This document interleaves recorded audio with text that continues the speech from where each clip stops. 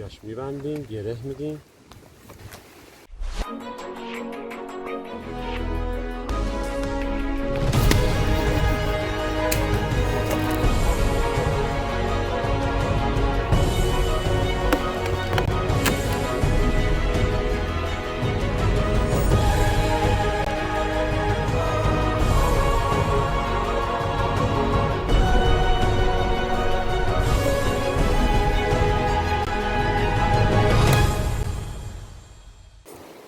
هوای باد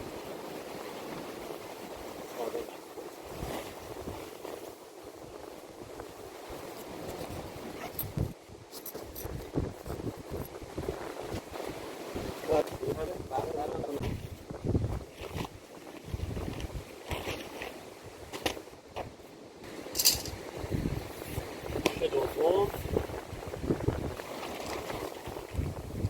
حالا میخوای گوشه های چادر رو بکنی.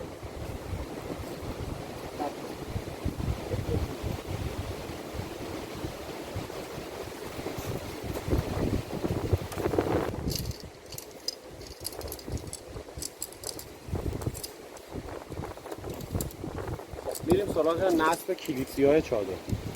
کلیپسی‌های چادر اگه ندیدید یه سری قطعات فایبر گلاسه مال این چادر ما و به این صورت اینا داخل هم میرن و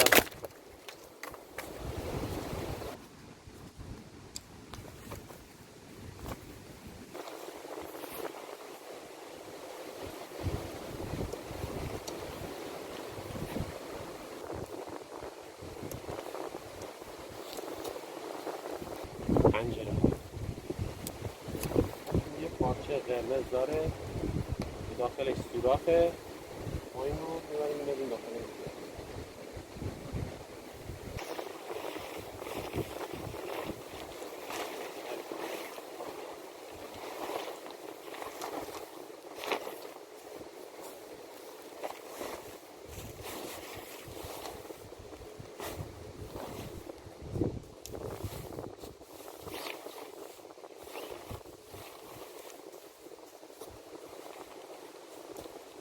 یه سری قلاب آبی رنگ داره که پایین این چادر خودش هم دوباره قلاب داره. اینا میفتن داخل هم از چهار طرف توش دوم رو برای اینکه باد نگیرمون باید حالا قسمتایی که باد گیرن این نفایی که داره رو به زمین با نف ببندیم. این چادر برای اینکه تو باد مهار بشه توش دومش یه سری گیره داره که ما اینا رو باید با نف ببندیم به زمین. خب این اگه ما نف ببندیم که آزاده، بنابراین دقیقاً پشتش داخلش یه بست داره. اینو به این کلیپسیاش میبندیم، گره میدیم. حالا از این بعد دیگه گیر شد، الان به این کلیپسی وصله. حالا تو کیت نصبش این نخ هست، از این بر وصل میشه رو زمین، از این برم به خودش.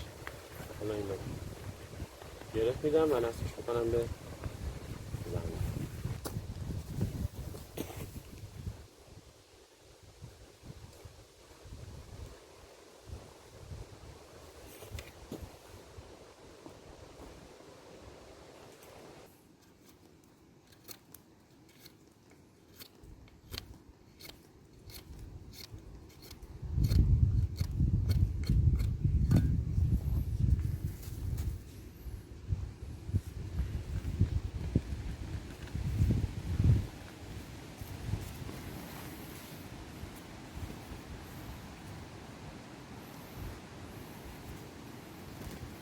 چادر تموم شد بستنش.